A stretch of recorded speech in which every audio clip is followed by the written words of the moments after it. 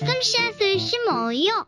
사랑하는 친구들, 말씀 씨앗 시간이에요. 오늘 말씀은 마가복음 9장 말씀이에요. 다 함께 말씀 씨앗 심을게요. 마가복음 9장. 예수님께서 말씀하셨습니다. 내가 너희에게 진정으로 말한다. 여기 서 있는 사람 가운데서 몇 사람은 죽기 전에 하나님 나라가 권세 있게 오는 것을 볼 것이다. 6일 뒤에 예수님께서 베드로, 야고보 그리고 요한을 데리고 높은 산에 올라가셨습니다. 이 제자들 앞에서 예수님의 모습이 변하였습니다. 예수님의 옷이 하얗게 빛났습니다. 세상에 어떤 사람도 그렇게 희게 빨 수 없을 정도로 새하얗게 되었습니다. 엘리야가 모세와 함께 제자들 앞에 나타나 예수님과 더불어 말씀을 나누었습니다. 베드로가 예수님께 말했습니다. 선생님, 우리가 여기 있는 것이 좋겠습니다. 우리가 천막셋을 세우겠습니다. 하나는 선생님을 위해, 하나는 모세를 위해, 그리고 또 하나는 엘리야를 위해서입니다. 베드로는 무엇을 말하는지 알지 못했습니다. 왜냐하면 그들이 두려움에 빠져 있었기 때문입니다. 구름이 그들을 덮었습니다. 그리고 그 구름 가운데서 목소리가 들렸습니다. 이 사람은 내가 사랑하는 아들이다. 그의 말을 들어라. 그 즉시 제자들이 주위를 둘러보았습니다. 그러나 예수님 외에는 아무도 볼 수 없었습니다. 예수님께서 제자들과 함께 산 아래로 내려오시면서 인자가 죽은 자 가운데서 다시 살아나기 전까지는 그들이 본 것을 아무에게도 말하지 말라고 명령하셨습니다. 제자들은 아무에게도 말하지 않았습니다. 그러나 제자들은 죽은 자 가운데서 다시 살아난다는 것이 무슨 뜻인가 서로에게 물었습니다. 제자들이 예수님께 물었습니다.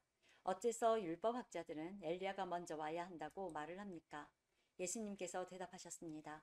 엘리야가 먼저 와서 모든 것을 회복시킨다. 그런데 인자가 많은 고통을 받고 멸시를 받을 것이라고 기록된 것은 어찌 된 것이냐? 내가 너희에게 말한다.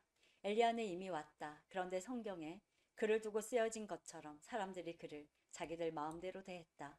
예수님과 세 제자들이 나머지 다른 제자들에게 돌아왔을 때 이들은 많은 사람들에게 둘러싸여 몇몇 율법 학자들과 논쟁을 벌이고 있었습니다. 모여있던 모든 사람들이 예수님을 보자 놀라워하며 예수님께 인사하러 달려왔습니다. 예수님께서 물으셨습니다.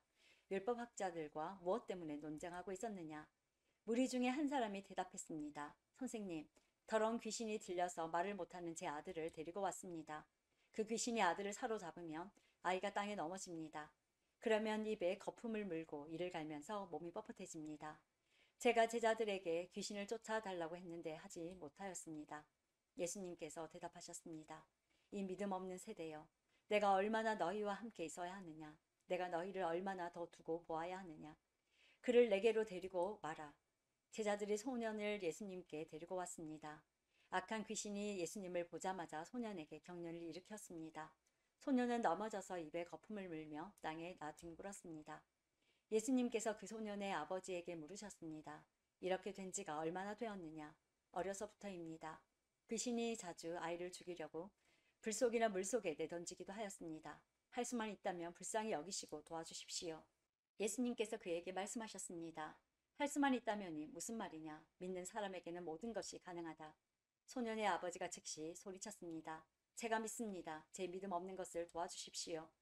예수님께서 많은 사람들이 달려와 모여드는 것을 보시고 더러운 귀신을 꾸짖으셨습니다. 이 듣지 못하고 말 못하게 하는 귀신아, 내가 너에게 명령한다. 소년에게서 나와 다시는 들어가지 마라. 더러운 귀신은 소리를 지르고 소년에게 경련을 일으키게 하고 나갔습니다. 소년은 마치 시체처럼 되었습니다. 그래서 사람들이 죽었다라고 말했습니다. 그러나 예수님께서 손을 잡고 일으키자 소년이 일어났습니다.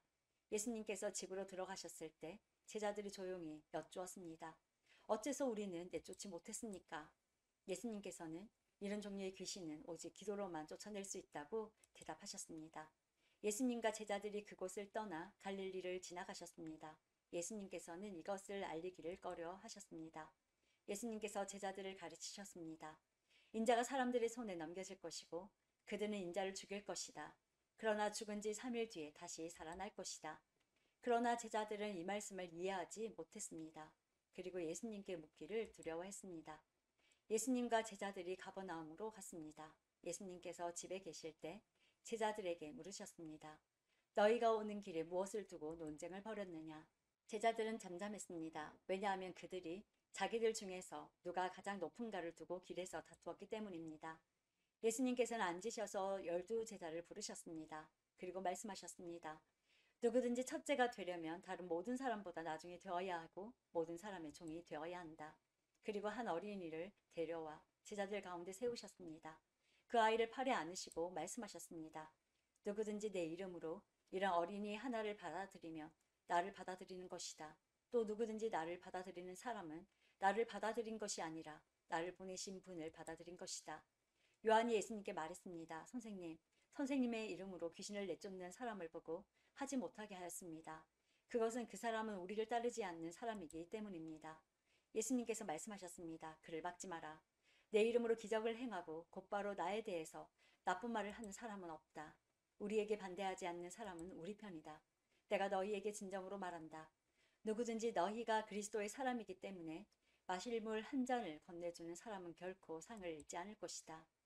또 나를 믿는 어린아이들 가운데 하나를 죄짓게 하는 사람은 차라리 커다란 연자 맷돌을 목에 걸고 바다에 빠지는 것이 더 낫다. 만일 내 손이 죄짓게 한다면 그것을 잘라버려라. 두 손을 가지고 지옥에 꺼지지 않는 불 속으로 던져지는 것보다 장애인으로 영원한 생명을 누리는 곳에 들어가는 것이 훨씬 낫다. 만일 내 발이 죄짓게 한다면 그것을 잘라버려라. 두 발을 가지고 지옥에 던져지는 것보다 저는 발로 하늘나라에 들어가는 것이 더 낫다. 만일 내 눈이 죄짓게 한다면 그것을 뽑아버려라. 두 눈을 가지고 지옥에 던져지는 것보다 한 눈만 가지고 하나님 나라에 들어가는 것이 더 낫다. 지옥에서는 벌레도 죽지 않으며 불이 꺼지지도 않는다.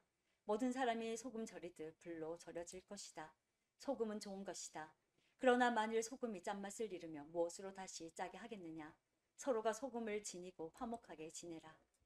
오늘도 말씀 씨앗 모두 잘 심었어요. 우리 내일 또 만나요.